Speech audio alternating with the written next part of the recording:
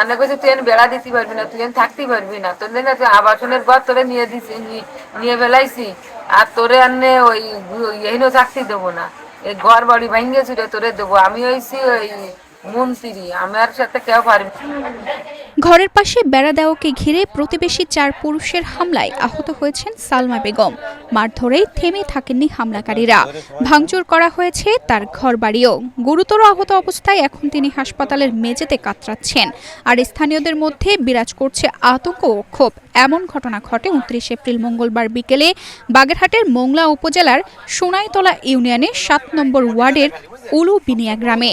ওই বেড়া দিয়ে না মারিছে, সরকারি জায়গায় বেড়া ঘর বান্ধিছে, তাও ঘরের মধ্যেই ফেলাই মারিছে। আমার ফ্রিজটা বড় ভেঙে ফেলেছে, 3 দরজা বড় ভেঙে ফেলাই দিচ্ছে। আহত ও তার পরিবার জানায়, সরকারি জায়গায় বসবাসরত সালমা বেগম তার ঘরের পাশে গবাদি পশু ঠেকাতে বেড়া দিচ্ছিলেন। কিন্তু তার এই বেড়া দেওয়ার ঘটনায় ক্ষুব্ধ হন প্রতিবেশী রফিকুল শেখ ও তার সহযোগী রেজওয়ান, মকবুল ও বাইজিদ। তারা তখন সালমাকে বেধড়ক মারধর করে এবং তার ঘর ও আসবাবপত্র ভাঙচুর করে।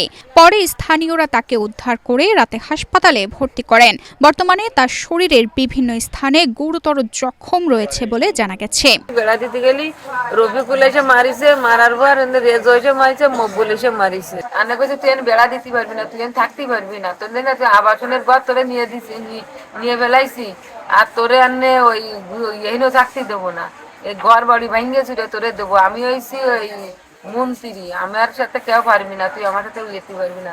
সালমা বেগম আরও অভিযোগ করেন, এর আগেও তাকে আবাসন প্রকল্পের সরকারি ঘর থেকে উচ্ছেদ করা হয়। পরে তিনি পাশের সরকারি জমিতে ঘর তুলে বসবাস শুরু করলে সেখান থেকেও তাকে সরিয়ে দিতে হামলা চালানো হচ্ছে।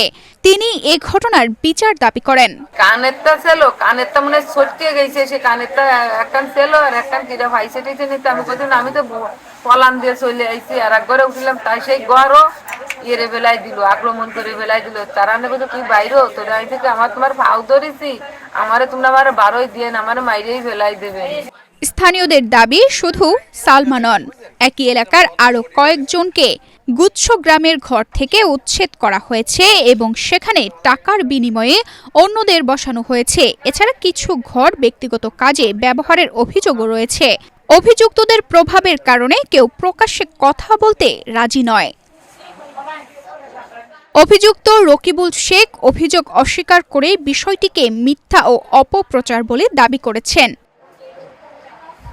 মোংলা থানার ওসি মানিক চন্দ্র গাইন বলেন, এ ঘটনায় এখনো কোনো লিখিত অভিযোগ পাওয়া যায়নি, তবে খবর পেয়ে ঘটনাস্থলে পুলিশ পাঠানো হয়েছে এবং অভিযোগ পেলে প্রয়োজনীয় আইনগত ব্যবস্থা নেওয়া হবে।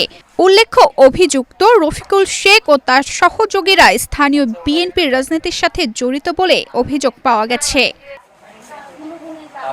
তানজিদা রহমান, ইনায়া, বাংলাদেশ প্রতিদিন।